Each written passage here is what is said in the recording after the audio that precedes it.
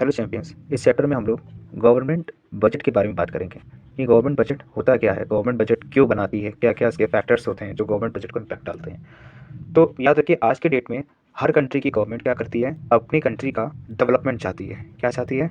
Development. Development है, growth है। ठीक है, डेवलपमेंट वो कैसे करेगी? इंफ्रास्ट्रक्चर को डेवलप करेगी, हेल्थ सेक्टर को डेवलप करेगी, उसके साथ साथ आईटी सेक्टर को डेवलप करेगी। ठीक है, जितने सेक्टर्स हैं इन सारे सेक्टर्स पे गवर्नमेंट क्या करेगी? अपनी स्पेंडिंग करेगी, यानी खर्च करेगी। जितने ज़्यादा स्पेंडिंग करेगी उतना ज़्यादा हमारे क्या होंगे? डेवलपमेंट की अपॉर्चुनिटीज़ जनरेट होंगी। ठीक है, तो इन सारे खर्चों को कैसे मैनेज किया जाए, इन सारे डेवलपमेंट एक्टिविटी के लिए सरकार को किस चीज़ की ज़रूरत पड़ती है? फंड्स की ज़रूरत पड़ती है। ठीक है, तो सरकार क्या करती है? दो चीज़ें सरकार को करना है। अगर अपनी कंट्री की इकोनॉमी को उसको बूस्ट करना है, उसको डेवलप करना है, उसको स्ट्रॉन्ग करना है, तो सरकार को इंफ्रास्ट्रक्चर के साथ साथ और भी कई सारे सेक्टर्स पे डेवलपमेंट एक्टिविटी करनी पड़ेगी, यानी ज़्यादा से ज़्यादा गवर्नमेंट को फंड्स की ज़रूरत पड़ेगी। तो गवर्नमेंट बजट क्या होता है? एक स्टेटमेंट होता है। ठीक है, ये स्टेटमेंट किस चीज़ का होता है कि एक फिस्कल ईयर में गवर्नमेंट के किन किन सोर्सेज से गवर्नमेंट को रेवेन्यू जनरेट हो रहा है, जिनको हम लोग बोलते हैं रिसिप्ट्स। ठीक है, और किन किन सेक्टर्स पे गवर्नमेंट कितना खर्चा कर रही है। ठीक है, उसको हम लोग क्या कहते हैं? Government expenditure. ठीक है, during a given fiscal year, यानी कि वन फाइनेंशियल ईयर या फिस्कल ईयर के बारे में अगर हम बात करें कि एक साल में सरकार को टोटल कितना रिसिप्ट हुआ, हाउ मच रिसिप्ट इन एक साल के अंदर अंदर सरकार का कितना खर्चा हुआ, किन किन सेक्टर में कितना खर्चा हुआ, ये स्टेटमेंट बताता है गवर्नमेंट बजट। ठीक है, ये गवर्नमेंट बजट सरकार की फिस्कल पॉलिसी को बताता है। किसको बताता है? गवर्नमेंट की फिस्कल पॉलिसी को ये बताता है। अगर मैं पूछूं मॉनेटरी पॉलिसी कौन बनाता है, तो मॉनेटरी पॉलिसी के बारे में आपको पता है, मॉनेटरी पॉलिसी बनाती है हमारी आरबीआई, जो कि हमारे देश का सेंट्रल बैंक है। और फिस्कल पॉलिसी कौन बनाता है? हमारी गवर्नमेंट बनाती है कि क्या टैक्स रेट होगा, क्या सब्सिडी होगा, क्या कंसेशन होगा, उनके बारे में हम लोग इसमें पढ़ते हैं। ठीक है, आज 30 जनवरी है और कल हमारी 31 जनवरी है। कल के दिन हमारे यहाँ इकोनॉमिक सर्वे आने वाला है। ठीक है, इकोनॉमिक सर्वे 31 जनवरी को रिलीज़ होता है और 1 फरवरी को हमारा क्या होता है? बजट पास होता है। ठीक, बजट पास होने के पहले की एक सेरेमनी होती है जिसको हम लोग क्या बोलते हैं? हलवा सेरेमनी कहते हैं। जब बजट पास होने के पहले ये की जाती है। बजट कौन पेश करता है? Finance minister. और हमारी करंट फाइनेंस मिनिस्टर कौन है? निर्मला सीतारमण जी। ठीक है, ये हमारी फाइनेंस मिनिस्टर है। ठीक है, अब ये तो कुछ बेसिक इंट्रो हो गया बजट के बारे में।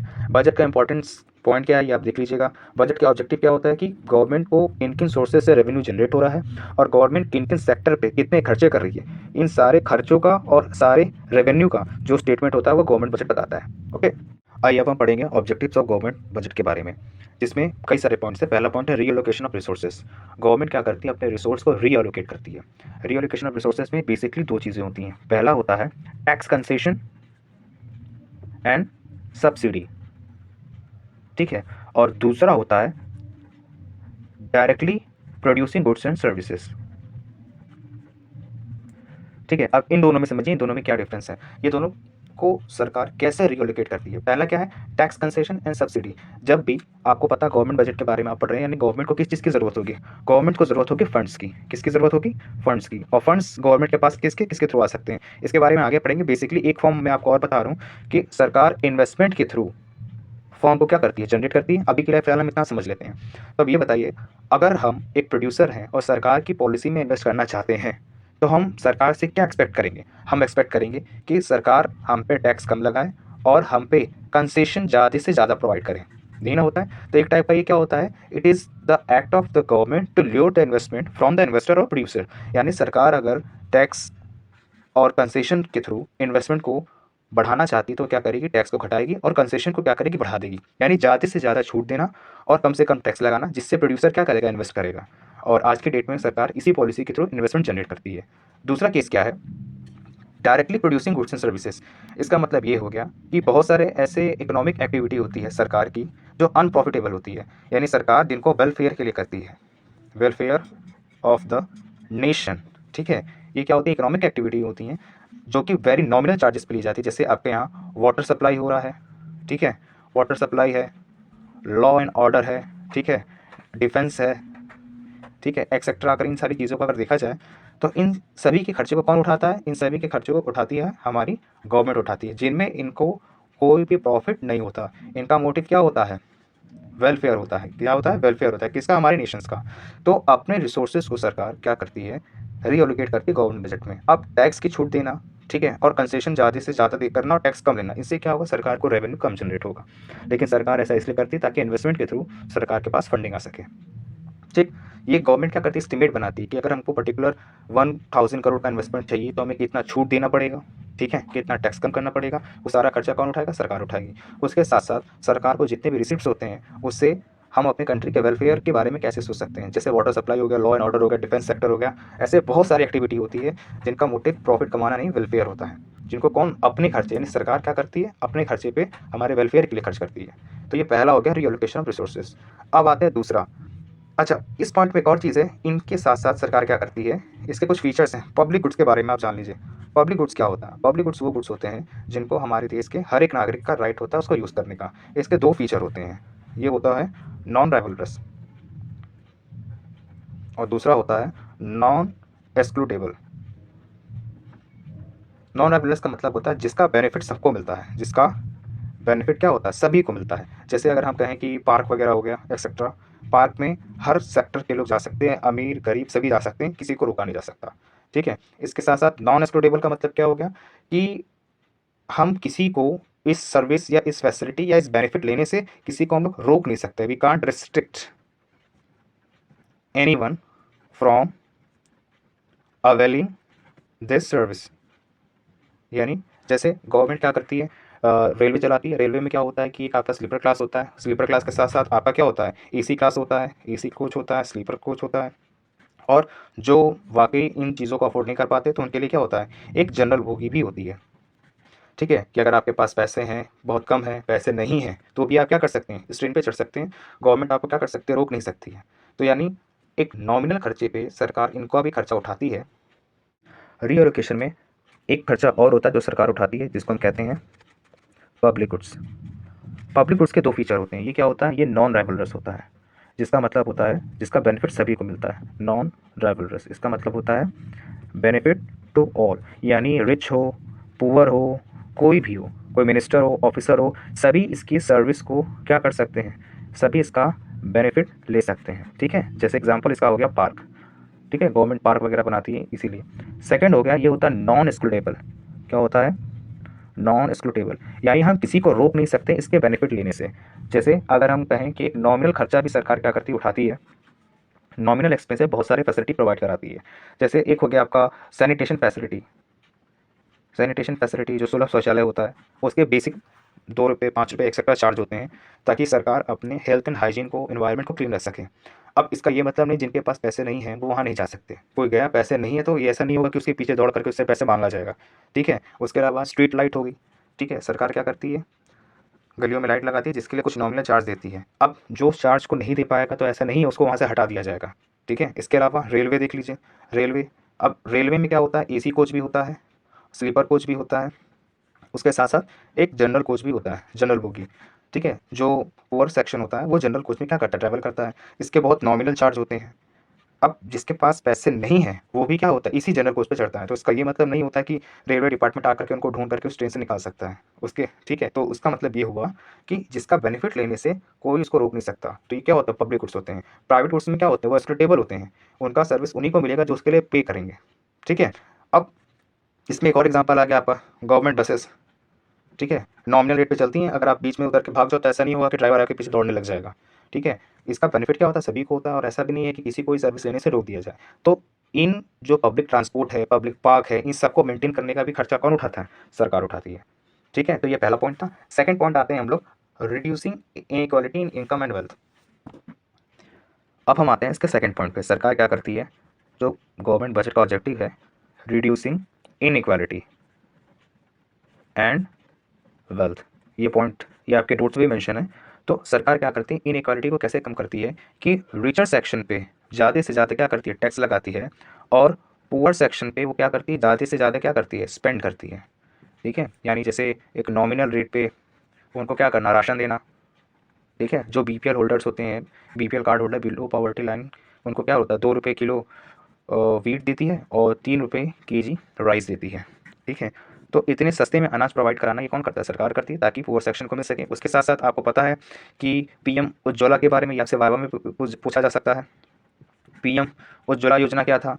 इसमें क्या था कि free LPG connection poor section को प्रोवाइड कराना था। ठीक है, तो सरकार क्या करे, रिचर सेक्शन पे ज़्यादा टैक्स लगाती है और पुअर सेक्शन पे क्या करती है, ज़्यादा से ज़्यादा खर्च करती है, उनको सब्सिडी देती है। अब इससे क्या होता है कि जो होने वाली इनइक्वालिटी होती है कि अगर रिचर सेक्शन और रिच हो जाएगा, पुअर और नीचे चला जाएगा, तो बहुत ज़्यादा वेरिएशन आ जाएगा और पुअर सेक्शन क्या होगा, पिसता रहेगा। तो सरकार ऐसे केस में क्या करती है, रिचर सेक्शन से लेती है और पुअर सेक्शन पे क्या करती है, ज़्यादा से ज़्यादा स्पेंडिंग करती है। ओके, अब इसमें तीसरा पॉइंट है इकोनॉमिक स्टेबिलिटी। इकोनॉमिक स्टेबिलिटी ये बहुत ही इंपॉर्टेंट पॉइंट है। सरकार अपने बजट के थ्रू कैसे इकोनॉमिक को, अपने देश की इकोनॉमिक कंडीशन को स्टेबल करती है। गवर्नमेंट क्या करती है, गवर्नमेंट के पास दो टूल हैं, टैक्स और एक्सपेंडिचर। ठीक है, टैक्स और एक्सपेंडिचर के थ्रू इसको क्या करती है, कंट्रोल करती है। जैसे अगर हम कहें आरबीआई, आरबीआई क्या करती है, इन्फ्लेशन को किससे कंट्रोल करती है? दो मेथड है आरबीआई के पास। पहला मेथड है क्वांटिटेटिव, आरबीआई क्या करती है, अपने बैंक रेट से इसको कंट्रोल करती है। और दूसरा क्या है, क्वालिटेटिव। ये दो टूल होते हैं आरबीआई के इन्फ्लेशन वगैरह को कंट्रोल करने के लिए। उसी तरह इकोनॉमिक स्टेबिलिटी गवर्नमेंट क्या करती है, गवर्नमेंट यूज़ करती है अपने टैक्स रेट और एक्सपेंडिचर को। गवर्नमेंट क्या करती है, इन्फ्लेशन के टाइम पे जब बहुत ज़्यादा इन्फ्लेशन हो रहा होगा तो गवर्नमेंट क्या करती है, पहला काम ये करती है कि रिड्यूस सब्सिडी। सब्सिडी को क्या करेगी, कम कर देगी। यानी अगर सब्सिडी कम होगा तो चीज़ें क्या हो जाएंगी, महंगी हो जाएंगी। और जब चीज़ें महंगी हो जाएंगी तो लोग उसकी डिमांड कम करेंगे, और जब डिमांड कम करेंगे तो सप्लाई ज़्यादा होगी, और उससे क्या होगा, इन्फ्लेशन कम होगा। आपको पता है इन्फ्लेशन किस वजह से होता है, जब आपका aggregate demand greater than aggregate supply, यानी कि खाने वाले 10 लोग हैं खान और हमारे पास सप्लाई है सिर्फ 2 लोगों के लिए, तो प्रोड्यूसर क्या करेगा, वो 2 लोग जो उसके लिए ज़्यादा अमाउंट पे कर सकते हैं उन्हीं को पे करेगा। यानी क्या करेगा कि प्राइस जो है वो बढ़ा देगा। जब हमारी डिमांड हमारी सप्लाई से ज़्यादा हो जाएगी तो उसी को हम लोग क्या कहते हैं, इन्फ्लेशन कहते हैं। तो सरकार क्या करेगी, चीज़ों पे सब्सिडी जो लगाई थी सब्सिडी कम कर देगी। जैसे आपको भी पता है इलेक्ट्रिक बाइक चल रही है, इलेक्ट्रिक बाइक 1.5 लाख की सभी को मिल रही है। इसकी एक्चुअल कॉस्ट है 2,50,000 जो है ये कौन पे कर रहा है, गवर्नमेंट पे कर रही है डायरेक्टली, किसको, प्रोड्यूसर्स को। तो गवर्नमेंट अगर ये सब्सिडी को रोक देगी तो लोग क्या करेंगे, इस इलेक्ट्रिक बाइक को लेना बंद कर देंगे। गवर्नमेंट का पर्पस ये था कि हमको इकोनॉमी में, इन्वायरमेंट में पॉल्यूशन को कंट्रोल करना है, तो इसलिए गवर्नमेंट क्या कर रही है, सब्सिडी दे रही है। सब्सिडी दे रही है, इससे ज़्यादा से ज़्यादा लोग इलेक्ट्रिक बाइक ले रहे हैं। तो अगर सब्सिडी गवर्नमेंट हटा देगी तो यही 1.5 लाख की बाइक 2 लाख की हो जाएगी, और जब चीज़ें महंगी हो जाएंगी तो लोग क्या करेंगे, उसको कम खरीदेंगे। दूसरा, सरकार क्या करेगी, ज़्यादा से ज़्यादा टैक्स लगाएगी। यानी इन्फ्लेशन के टाइम में सब्सिडी कम कर देगी, घटा देगी, और टैक्स को बढ़ा देगी। जब टैक्स को बढ़ा देगी, चीज़ों के प्राइस बढ़ जाएंगे तो लोग उसकी डिमांड क्या करेंगे, कम करने लगेंगे। तो धीरे धीरे इन्फ्लेशन कंट्रोल हो जाएगा। और डिफ्लेशन में जब चीज़ें बहुत ज़्यादा सस्ती होने लगती हैं, डिफ्लेशन का मतलब ये होता है कि जब सप्लाई डिमांड से ज़्यादा होने लगती है, ठीक है, तब सरकार क्या करती है कि डिफ्लेशन के केस में सब्सिडी को वो क्या करेगी, बढ़ाएगी, इंक्रीज सब्सिडी। जब सब्सिडी करेगी, यानी सब्सिडी को जब वो बढ़ा देगी तो चीज़ों के दाम क्या होंगे, गिर जाएंगे। जब चीज़ों के दाम गिर जाएंगे तो उसकी डिमांड क्या होगी, वापस से बढ़ने लगेगी। और दूसरा क्या करेगी सरकार, इसके साथ साथ डिक्रीज टैक्स, टैक्स को कम कर देगी। जब टैक्स कम कर देगी तो चीज़ें सस्ती होगी, सब्सिडी ज़्यादा देगी तो लोग क्या करेंगे, ज़्यादा से ज़्यादा खरीदने लगेंगे। इसका इम्पैक्ट होगा कि प्राइस का लेवल धीरे धीरे क्या होने लगेगा, बढ़ने लगेगा। और अगेन डिफ्लेशन और इन्फ्लेशन के बीच में एक इक्विलिब्रियम मेंटेन हो जाएगा, जहाँ पे सरकार इकोनॉमी को लाना चाहती है। तो इन्फ्लेशन के केस में सरकार सब्सिडी को क्या कर देगी, कम कर देगी, और टैक्स को क्या कर देगी, बढ़ा देगी। डिफ्लेशन के केस में इसका रिवर्स हो जाएगा, इंक्रीज क्या करेगी, सब्सिडी को, और डिक्रीज किसको करेगी, टैक्स को। ठीक है, इसके साथ साथ चौथा पॉइंट क्या था कि सरकार रीजनल डिस्पैरिटी को कम करेगी। रीजनल डिस्पैरिटी को क्या करेगी, कम करेगी, रिड्यूस करेगी। किसके थ्रू, अपने बजट के थ्रू। अब जैसे आज के डेट में आपको पता है कॉर्पोरेट सेक्टर में लोग यूपी से निकल करके कोई दिल्ली जा रहा है, कोई मुंबई जा रहा है, कोई बैंगलोर जा रहा है, कोई हैदराबाद जा रहा है। क्यों ऐसा हो रहा है, क्योंकि इन इन जगहों पे क्या हो रहा है, आईटी सेक्टर के साथ साथ कई सारा वहाँ की गवर्नमेंट ने इंफ्रास्ट्रक्चर डेवलपमेंट किया है। यानी जॉब की तलाश में लोग क्या हो रहे हैं, यूपी से इन इन जगह पे जा रहे हैं। तो अगर इस रीजनल डिस्पैरिटी या रीजनल इम्बैलेंस को दूर करना है तो सरकार को, यानी इसी किसी भी एरिया में ज़्यादा से ज़्यादा क्या करना पड़ेगा, इंफ्रास्ट्रक्चर डेवलप करना पड़ेगा। यानी ज़्यादा से ज़्यादा प्रोडक्शन यूनिट यहाँ पे क्या करनी पड़ेगी, लगानी पड़ेगी। जब प्रोडक्शन यूनिट आएगी तो क्या होगा, लोगों को एम्प्लॉयमेंट मिलेगा, और जब एम्प्लॉयमेंट मिलेगा तो लोग क्या करेंगे, यूपी से किसी फर्दर स्टेट में या किसी भी स्टेट से दूसरे स्टेट में जाना कम कर देंगे, और उससे क्या होगा, रीजनल डिस्पैरिटी कम हो जाएगी। तो ये था चौथा पॉइंट। अब हम गवर्नमेंट बजट के स्ट्रक्चर को पढ़ेंगे कि गवर्नमेंट बजट में क्या क्या चीज़ें आती हैं। सबसे पहले दो ही चीज़ें होती हैं गवर्नमेंट बजट में, या तो गवर्नमेंट को क्या होगा, रिसिप्ट होगा, या गवर्नमेंट का एक्सपेंडिचर होगा। ठीक है, यानी इसको आप बजट रिसीट भी कह सकते हैं और इसको हम बजट एक्सपेंडिचर भी कह सकते हैं। रिसीप्ट का मतलब होता है गवर्नमेंट को किन किन सोर्सेज से रेवेन्यू जनरेट हो रहा है। तो इसके सरकार के पास दो टाइप के रिसिप्ट होते हैं। पहला होता है रेवेन्यू रिसिप्ट, पहला होता है रेवेन्यू रिसिप्ट, दूसरा होता है कैपिटल रिसिप्ट।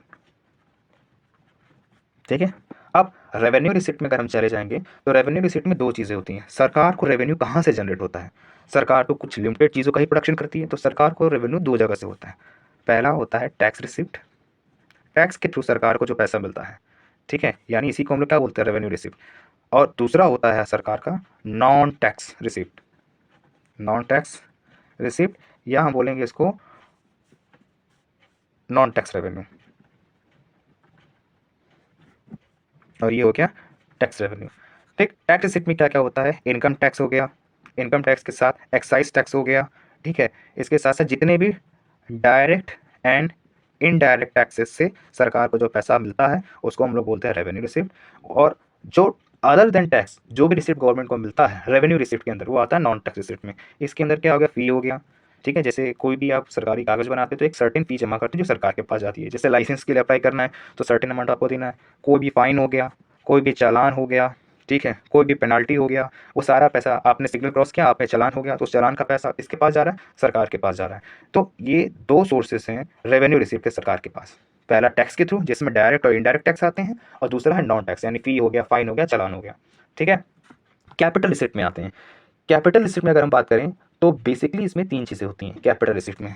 पहला रिकवरी ऑफ लोन, ठीक है, दूसरा जो होता है बोरोइंग एंड अदर लाइबिलिटीज, इसके नाम से ही आपको पता चल जाएगा ये कैसा रिसिप्ट है। और तीसरा होता है अदर रिसिप्ट, तीसरा होता है other receipts. Recovery of loan का मतलब ये हो गया कि जब सरकार किसी को लोन देती है और उसका रिपेमेंट यानी उसका वापस से पेमेंट सरकार को वापस से इंटरेस्ट के साथ मिल जाता है, उसे कहते हैं रिकवरी ऑफ लोन। ये हमारा क्या होता है, कैपिटल रिसिप्ट होता है। सरकार किसी दूसरे गवर्नमेंट को या किसी इंडिविजुअल को, किसी ऑर्गेनाइजेशन को जो भी लोन देती है, वो लोन वापस से रीपेड गवर्नमेंट को हो जाता है, तो ये हो जाता है कैपिटल रिसिप्ट। दूसरा होता है borrowing and other current liability. सरकार क्या करती है कि कभी कभी बोरो करती है, या कोई भी करेंट लायबिलिटी, जैसे सरकार इशू कर देती है गवर्नमेंट बॉन्ड्स हो गया, उसके साथ साथ ट्रेजरी बिल्स हो गया जिसको हम लोग टी बिल्स बोलते हैं, इन सोर्स को इशू करके जो पैसा सरकार के पास आता है वो होता है कैपिटल रिसिप्ट। इसके साथ साथ तीसरा जो होता है अदर रिसिप्ट। अदर रिसिप्ट में एक आपका होता है डिस इन्वेस्टमेंट। सरकार जब अपने किसी भी अंडरटेकिंग के सारे शेयर्स को बेच देती है, सोल्ड आउट कर देती है, ठीक है, टोटली, तो उससे क्या होता है, सरकार को जो फंड मिलता है, जो पैसा मिलता है, वो कैपिटल रिसिप्ट होता है। जैसे एयर इंडिया पहले गवर्नमेंट का था, सरकार ने क्या किया, उसको बेच दिया, तो उसको बेच के जो पैसा मिला वो गवर्नमेंट का क्या हो गया, कैपिटल रिसिप्ट हो गया। ठीक है, LIC के कुछ शेयर्स बेचने की जो बात चल रही थी, उनको बेचने के बाद जो पैसे मिलेंगे वो क्या हो जाएंगे, गवर्नमेंट के कैपिटल रिसिप्ट हो जाएंगे। ठीक, इसके साथ साथ इसमें कोई भी ग्रांट हो गया, ठीक है, ग्रांट एंड एड हो गया कहीं से भी, तो ये हमारा इसी के अंदर काउंट होता है। इसके साथ साथ अदर लायबिलिटी में अगर हम चले जाएं तो कोई भी फॉरेन इंस्टीट्यूशन से सरकार जब लोन वगैरह लेती है तो वो भी किस में आता है, कैपिटल रिसिप्ट में आता है। आइए अब हमने रेवेन्यू रिसिप्ट पढ़ लिया, कैपिटल रिसिप्ट पढ़ लिया। रेवेन्यू रिसिप्ट में अगर हम आते हैं तो हमारे पास क्या है, डायरेक्ट और इनडायरेक्ट, यानी टैक्स रेवेन्यू भी है और नॉन टैक्स रेवेन्यू भी है। टैक्स रेवेन्यू और नॉन टैक्स रेवेन्यू में क्या है कि टैक्स रिसिप्ट में गवर्नमेंट को जितने भी टैक्स मिलते हैं, income tax, corporate tax, state duty, custom duty, excise duty, gift tax etcetera, property tax, यानी जितने भी डायरेक्ट एंड इनडायरेक्ट टैक्स मिलते हैं, टैक्स के थ्रू सरकार को जो पैसा मिलता है वो टैक्स रिसिप्ट होता है या टैक्स रेवेन्यू। नॉन टैक्स में फी हो गया, फाइन हो गया, चालान हो गया, या कह सकते हैं स्पेशल असेसमेंट के थ्रू जो पैसा मिल रहा है। ठीक, उसके साथ साथ कोई भी ग्रांट एंड डोनेशन हो गया, ग्रांट एंड डोनेशन हो गया। उसके साथ साथ एक और अच्छा टर्म है, इसको ध्यान रखिएगा, स्टेट्स, यानी कि कोई भी ऐसा ओनर जिसका कोई भी वारिस नहीं है और उसके मरने के बाद जो भी प्रॉपर्टी होती है किसकी हो जाती है, गवर्नमेंट की हो जाती है ये।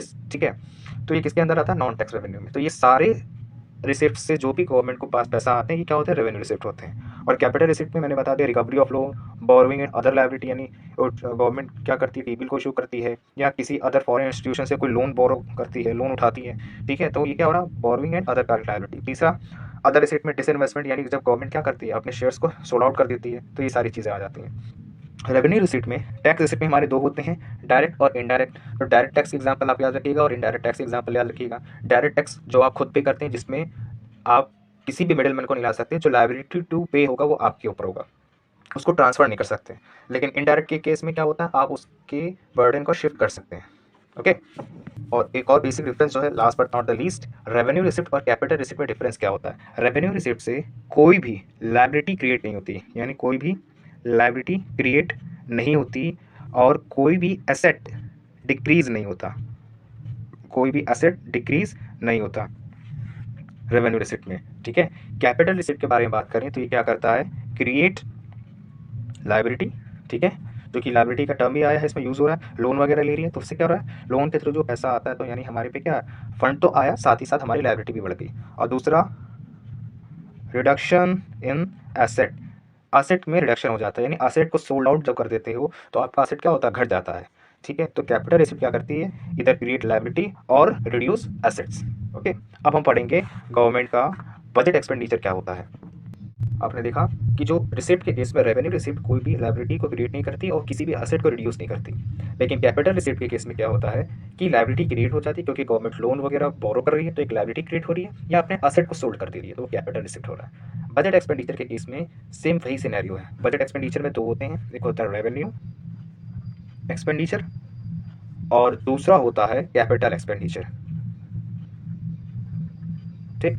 Like revenue receipt, revenue expenditure क्या करता है, किसी भी एसेट को क्रिएट नहीं करता, neither create any asset nor reduce any liability, यानी कोई भी लायबिलिटी को रिड्यूस ये नहीं करता और ना ही किसी भी एसेट को ये क्रिएट करता है। एक्सपेंडिचर का मतलब क्या हो गया, खर्चा। ठीक है। तो रेवेन्यू एक्सपेंडिचर में क्या होता है कि ये किसी भी एसेट को क्रिएट नहीं करता, किसी भी लायबिलिटी को रिड्यूस नहीं करता, ये रिकरिंग नेचर का होता है, जैसे सैलरी पे कर रहे हैं, पेंशन पे कर रहे हैं, इंटरेस्ट पे कर रहे हैं, एडमिनिस्ट्रेटिव एक्सपेंसेस को बियर आउट कर रहे हैं। ठीक है। डिफेंस परचेस कर रहे हैं, ये सारे के सारे क्या है, रेवेन्यू एक्सपेंडिचर रेगुलर नेचर के हैं। ठीक है। अब कैपिटल एक्सपेंडिचर का मतलब क्या होता है, विच आइदर क्रिएट एसेट, इधर क्रिएट एसेट और रिड्यूस लायबिलिटी। आपने लोन का रीपेमेंट कर दिया तो क्या हो रहा है, लायबिलिटी क्या हो रही है, कम हो जा रही है ना।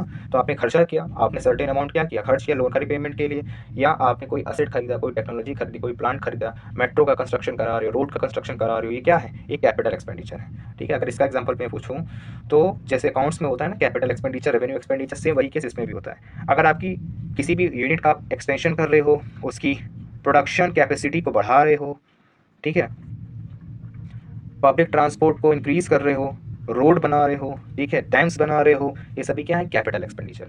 ठीक। तो रेवेन्यू एक्सपेंडिचर किसी भी लायबिलिटी को क्रिएट नहीं करता और एसेट को रिड्यूस नहीं करता, उसी तरह रेवेन्यू एक्सपेंडिचर किसी एसेट को क्रिएट नहीं करता और कोई लायबिलिटी रिड्यूस नहीं करता। लेकिन कैपिटल रिसिप्ट के केस में लायबिलिटी क्रिएट होती है, एसेट रिड्यूस हो जाता है, और कैपिटल एक्सपेंडिचर के केस में एसेट क्रिएट होता है और लायबिलिटी रिड्यूस हो जाती है। ओके। अब एक्सपेंडिचर्स के एक और वेरिएशन आते हैं जिसमें ये सारे एक्सपेंडिचर काउंट होते हैं। एक होता है प्लान एक्सपेंडिचर, ठीक है, और एक होता है दूसरा नॉन प्लान एक्सपेंडिचर। ठीक है। प्लान एक्सपेंडिचर और नॉन प्लान एक्सपेंडिचर का मतलब क्या होता है, ये गवर्नमेंट की current policy, current 5 year plan में इंक्लूड होता है। लाइक एग्रीकल्चर पे कितना खर्चा करना है, इरिगेशन पे कितना खर्चा करना है, हेल्थ पे कितना खर्चा करना है, एजुकेशन पे कितना खर्चा करना है, ये प्लान एक्सपेंडिचर के ऊपर होता है। ठीक है। आपने एक एस्टिमेट किया कि किसी पॉलिसी में किसी पर्टिकुलर टाइम पे कितने खर्चे करने हैं। नॉन प्लान एक्सपेंडिचर क्या होता है, ये करंट 5 ईयर प्लान में नहीं होते थे। ठीक है। करंट 5 ईयर प्लान में नहीं होते, ये अनप्लान्ड होते हैं, अनप्लान्ड होते हैं और रूटीन नेचर के होते हैं। ठीक है। ये क्या होते हैं, रूटीन नेचर के होते हैं। जैसे आपको क्या करना है, इंटरेस्ट का पेमेंट करना है, उसके साथ साथ क्या होता है, डिफेंस का पेमेंट करना है, डिफेंस सर्विसेज का पेमेंट करना है, एडमिनिस्ट्रेशन के जो भी खर्चे होते हैं रोज के, जो फिक्स नहीं है, अप एंड डाउन्स होते रहते हैं, सब्सिडी है, पेंशन है, एक्सेट्रा, ये रूटीन फंक्शनिंग होती है गवर्नमेंट की। ये क्या किसको मेंटेन करता है, रूटीन फंक्शन किसका, गवर्नमेंट का। इन पे जो होने वाले जो खर्च होते हैं ये नॉन प्लान एक्सपेंडिचर होते हैं, ये ज़्यादा कम कुछ भी हो सकते हैं। ठीक है। तो अगर हम टोटल गवर्नमेंट एक्सपेंडिचर के बारे में बात करें तो टोटल गवर्नमेंट एक्सपेंडिचर के केस में, टोटल गवर्नमेंट एक्सपेंडिचर के केस में क्या क्या होता है, plan expenditure plus non plan expenditure, ये दोनों होते हैं। ठीक है। या तो और इसको दूसरा वेरिएशन जो मैंने भी आपको बताया, यानी कि रेवेन्यू एक्सपेंडिचर को revenue expenditure plus capital expenditure, इन दोनों को जोड़ देंगे तो ये क्या हो जाएगा, हमारा गवर्नमेंट एक्सपेंडिचर हो जाएगा। ठीक है, अब लास्ट टॉपिक हम लोग पढ़ने जा रहे हैं, टाइप्स ऑफ बजट। हमने बजट का क्लासिफिकेशन देख लिया कि revenue received, revenue expenditure, capital received, capital expenditure. अब हम पढ़ेंगे types of budget. Types of budget कुछ नहीं होता है, बेसिकली गवर्नमेंट रिसीव्ड और गवर्नमेंट एक्सपेंडिचर के बीच का डिफरेंस होता है, difference between government receives and government expenditure होता है ये। ठीक है, इसमें क्या क्या होता है, पहला होता है बैलेंस्ड बजट, बैलेंस्ड बजट। दूसरा होता है सरप्लस बजट। तीसरा होता है डेफिसिट बजट। ठीक है, जब आपका बजट रिसीव्ड इक्वल टू किसके हो जाता है, बजट एक्सपेंडिचर के, जो कि पॉसिबल नहीं है। ठीक है, ये एस्टिमेटेड होता है, ये क्या होता है, एस्टिमेटेड होता है। तो ये हमारा होता है बैलेंस बजट, यानी कि हमें जितना रिसीव हो रहा है उतना ही हम खर्च कर पा रहे हैं, यानी हम अपने खर्चे को पूरा मेंटेन कर पा रहे हैं, बैलेंस बजट है। दूसरा सरप्लस बजट, यानी जब आपका बजट रिसीव ज़्यादा है इससे बजट एक्सपेंडिचर से। ठीक है, ये सिचुएशन भी कम होती है क्योंकि गवर्नमेंट के एक्सपेंडिचर ज़्यादा होते हैं, रेवेन्यू कम होते हैं, क्योंकि ये सारे खर्चे गवर्नमेंट किस पे करती है, हमारी कंट्री पे, इकोनॉमी पे, हमारे इंफ्रास्ट्रक्चर डेवलपमेंट पे, इन सारी चीज़ों पे क्या खर्चा करता है, गवर्नमेंट खर्चा करती है। उसके बाद डेफिसिट बजट, जब हमारा बजट रिसीव्ड इससे बजट एक्सपेंडिचर से कम हो जाता है, यानी खर्चे ज़्यादा और रिसीव्ड कम, जो कि करंट केस है मैक्सिमम कंट्री का। ठीक है, जो हमारा जहाँ पे रिसीव्ड कम है और एक्सपेंडिचर ज़्यादा है, ये 3 टाइप्स के बजट होते हैं। बजट रिसीव्ड और बजट एक्सपेंडिचर के जो बीच का जो डिफरेंस होता है उसको हम लोग बोलते हैं डेफिसिट। अगर आपका एक्सपेंडिचर ज़्यादा है और रेवेन्यू कम है तो उसको हम लोग क्या बोलते हैं, डेफिसिट बोलते हैं। ठीक है।